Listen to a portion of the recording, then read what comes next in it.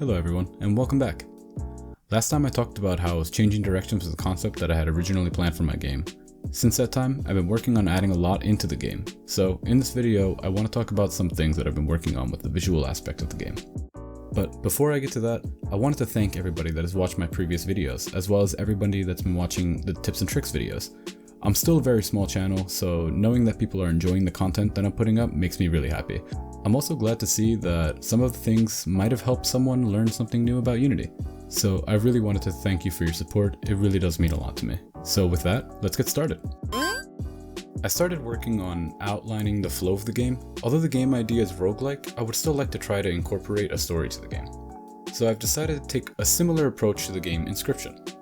In the first section of that game, you play on a generated map and face off against a few bosses along the way, until you get to the final boss of the section that you're playing. If you fail, you go back to the beginning of that section. I like that, because I can try to tell a story without the entire focus being on the roguelike portion of the game, more like a roguelike with checkpoints. And so, I've come up with 5 general zones that I'll be working on from now on, which are caves, woodlands, slums, city, and champion circle, of which I've already started implementing the first new level. Let me start off by saying that I'm mainly a programmer and art is not my strong suit. With that being said, here's what I've come up with one of the possible areas for the caves. I decided to lean into a stylized art style. I know this kind of style isn't for everyone, but I wanted to go for a style that wasn't too difficult to make assets for, but still gives life to the game. Making this map took a bit of time and a decent amount of iterations to get it the way I wanted, but I like how it ended up being for the first map.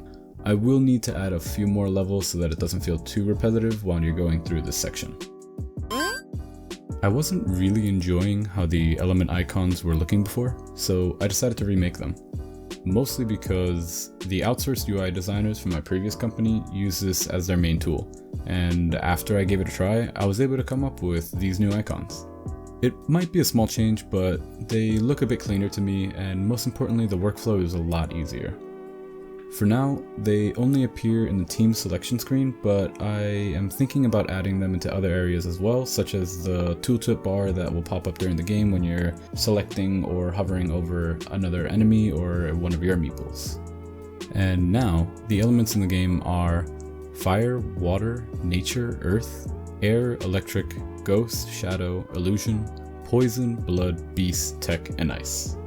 Some of the elements I chose might be a bit strange, but I thought they would be a bit fun to implement. Previously, I didn't have any status icons, but since I made the switch over to Figma, I was able to come up with what I think are, for the most part, easy to understand symbols. I'll be going over the statuses and how they work in more detail in another video, but for now, please leave a comment down below about what you think the statuses could mean. Last time, I talked about adding juice to the game. Although I don't think I've finished adding it, I have added a few things that I think add to the experience of the game. First, I've added a new VFX for when you tackle an opponent. Before, they just got flung back in the direction the tackler was running. Now I've added a few wind lines as well as a ground trail, just to add the feeling of a nice tackle. Next are the damage numbers that pop up whenever dealing damage to another character, as well as ability VFX. I've downloaded a cartoon VFX pack that I found on the Unity Asset Store. Usually, I would try to do everything on my own, but I thought the effects in this pack fit very well for the style that I'm trying for, so I bit the bullet and bought it. I mean, in reality, it was also on sale. Lastly, I started implementing a more visual representation of what's happening when a character is performing their class reaction. I was inspired a bit by something I think I would find in a Persona battle. I think it came out alright so far.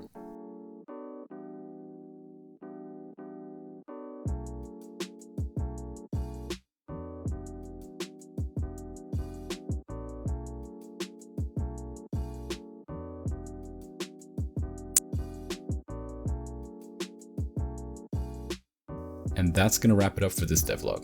Please let me know your thoughts on how things are looking so far, and please remember to like and subscribe if you like this video or any of the other ones I've put up. I hope to see you next time, and thanks for watching.